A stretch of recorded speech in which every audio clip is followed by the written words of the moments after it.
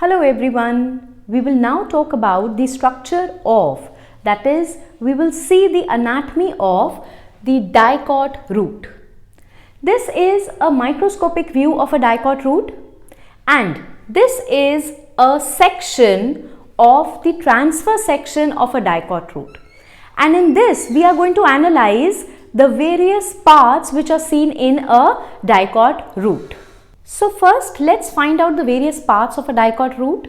A dicot root has the outermost covering known as the epidermis, in which we will also be able to see the root hair. Then forms the major part which is known as the cortex. So cortex will be present as a major part. Then the innermost layer of cortex is known as the endodermis, which is barrel shaped, and inner to the endodermis lies the two xylem as well as phloem, the two vascular tissues which constitute the vascular bundle.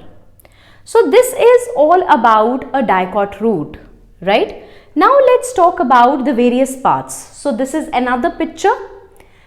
A dicot root, as we have seen, the transfer section of a dicot root shows the following internal tissue organization.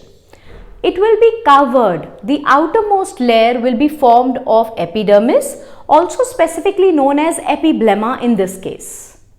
We are going to see that many cells of epiblemma, they protrude in the formation of unicellular root hairs. So you can also see the presence of root hair over here, this. And the root hair, as we know, they are unicellular in structure.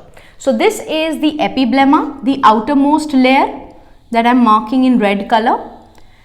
And the epiblemma only, certain cells of epiblemma only, they form extensions which are known as the root hair.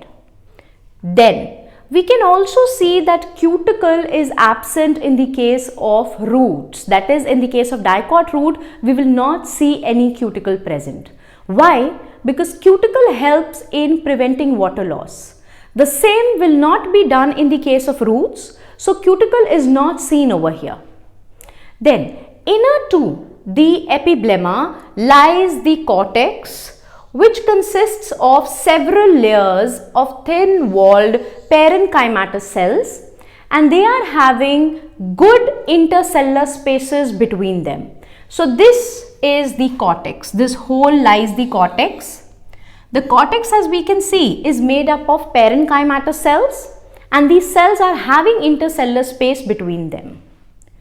The layer which is present innermost of the cortex is known as the endodermis. You can see over here, this is the endodermis, the one which I am marking.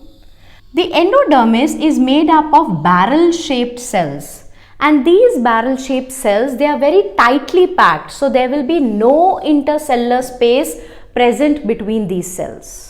There is also another characteristic feature which is seen in the case of endodermis.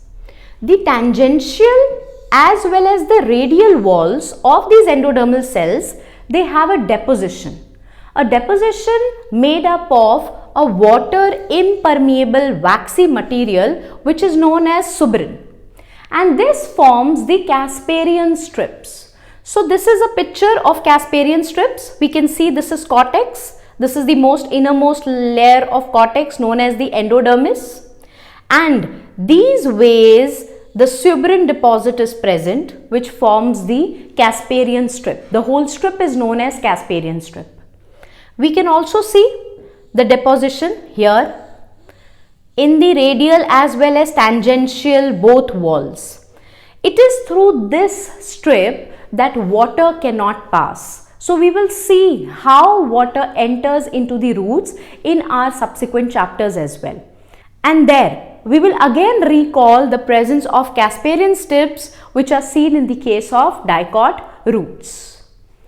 Next, inner to the endodermis lies the few layers of thick-walled parenchymatous cells which constitute the pericycle. So let's see pericycle over here. Pericycle is represented by this layer which is present inner to the endodermis.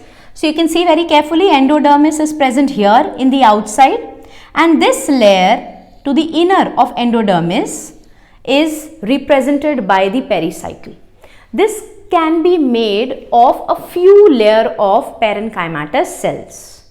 It is the initiation of lateral roots as well as the vascular cambium which takes place during the secondary growth in these cells. So, secondary growth as well as the initiation of lateral roots is a feature characteristic to the pericycle cells.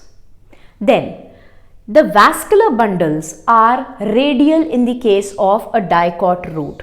What are radial vascular bundles? We can see over here, this is the phloem present and this is the xylem present. So, we can see the xylem and phloem, both of them, they are present at different radii.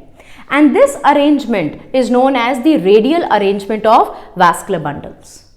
Then, the xylem and phloem, they are present usually from 2 to 4 in number. In 2 to 4 patches of xylem and phloem are found in the case of a dicot root. The xylem in the case is exarch, that means the protoxylem will be present towards the periphery, towards the outer side, whereas the metaxylem will be present towards the inside of the plant structure. So, we can see over here the metaxylem. This is the later formed metaxylem which is present towards the inside, that is facing towards the pith, whereas the protoxylem which is present here towards the outside. This type of an arrangement of the protoxylem is known as the exarch arrangement of xylem. Next, the parenchymatous cells which lie between the xylem as well as phloem, they are known as the conjunctive tissue. So, the tissue between the xylem and phloem refers to the conjunctive tissue. Next, the pith. Pith, as we can see here in the picture, this is the pith, the center portion made up of parenchymatous cells. So, the pith is small or it is inconspicuous and it is made up of parenchymatous cells. Then, later a cambium ring develops between the xylem and the phloem, and this will help in the secondary growth of the tissue.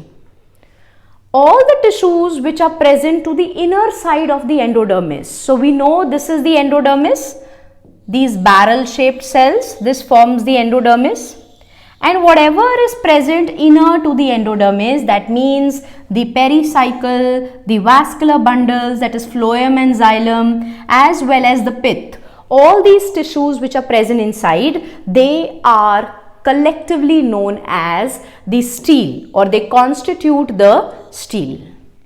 So, this is all about the structure, that is the internal structure, the anatomy of dicot root. We will now talk about the structure of monocot root, and then we will see the differences between the dicot as well as monocot root in our next video. To buy these books, you can go to www.cengage.co.in, or you can also find the links in the video description given below. Thank you.